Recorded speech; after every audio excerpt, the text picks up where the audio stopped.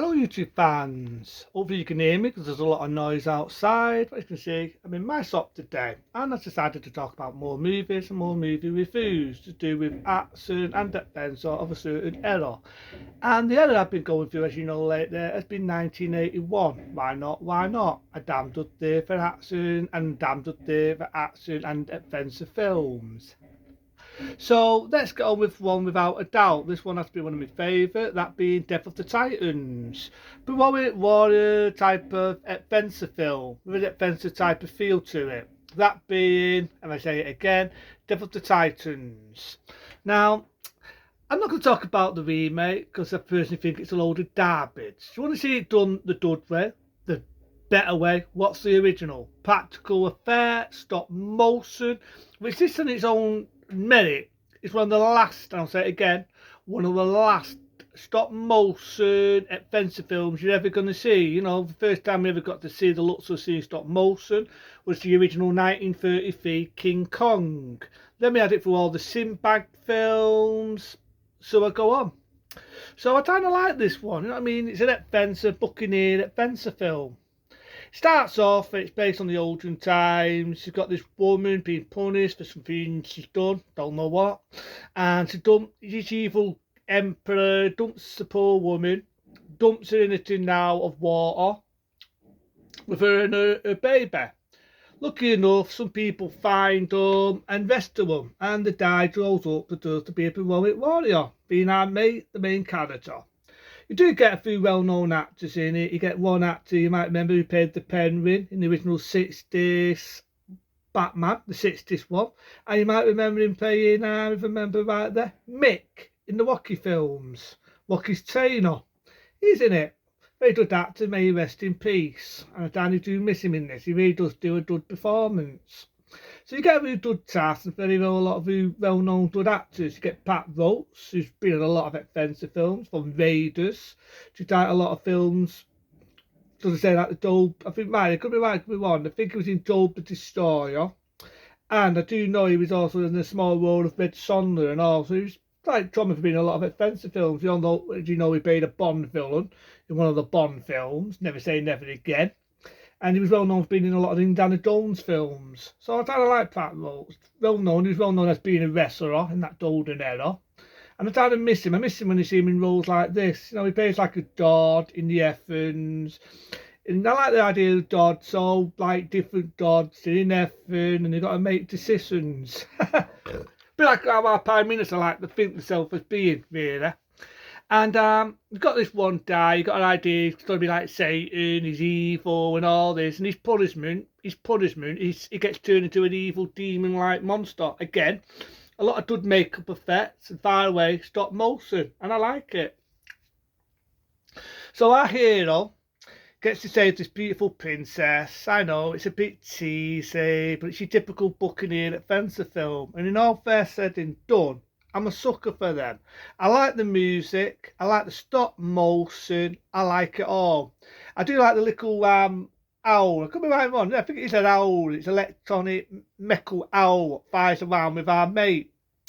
I like the fact he has a Unitron in it, so you don't see a lot of adventure in it. And like I say, he gets sent out to save a beautiful princess. There's a lot of monsters on the way, and again, I'm a sucker for stop motion. I'm a sucker for stop motion, and this is one of the sad things. This was the last time you see stop motion. The very, very last time you see stop motion in any movie. And it's a damn shame. Because if you want to see it done the shit way, you want to see it done the garbage way, what's the remake? Actors, why not? Pieces of wood. Effects, CGI, looks like a computer game. You want to see it the good way? Practical makeup effects, practical stop motion, you're never going to see ever again, and it's the same. I think at the time you had looks of having the Star Wars films, you already had Raiders what come out the same there, you had all these other films, like let's not forget saying there American Werewolf in London with them damn good practical effects for David Tasker turns into the werewolf. So I think at that time stop motion was a dying effect. It was dying off because they had all these other special effects. But I still love it. You know what I mean? I love it. I mean, people say, oh, well, you can see it's fake looking. I don't give a damn. The fact that it was an art form of its own. I choose that over computer effects any day of the week. Even though sometimes CGI does have a charm, I think stop motion has more of a charm. And I love some of the monsters. You know, you got the snakes he fights, you got that evil demon he fights and he kills it. You got all these other monsters raising out. You know what I mean? It's like Fencerfield. It's not. Doesn't feel like it's garbage. I like the stop motion owl. I like the evil face of the demon. He looks, and I'm shit you not, he looks so frightening. And let's not forget the best effect monster of all, which again was done by practical makeup and was also done by stop motion, that being Medusa. Medusa, which always has me wondering whether the company that did videos back in the golden days of VHS saw this film, and that would be Medusa videos, which you don't see anymore. But let's not forget the days of Medusa videos where it used to go blah blah blah blah blah blah blah blah blah blah blah blah. You had like a snake's head on it. Does they altered it over the days, but when it first came out in the early 80s, a little bit of the late 80s before they altered it, you always remember the Medusa videos. It used to go do do do do do do do do do do, and then you had like a woman's head with the snakes on her head being Medusa.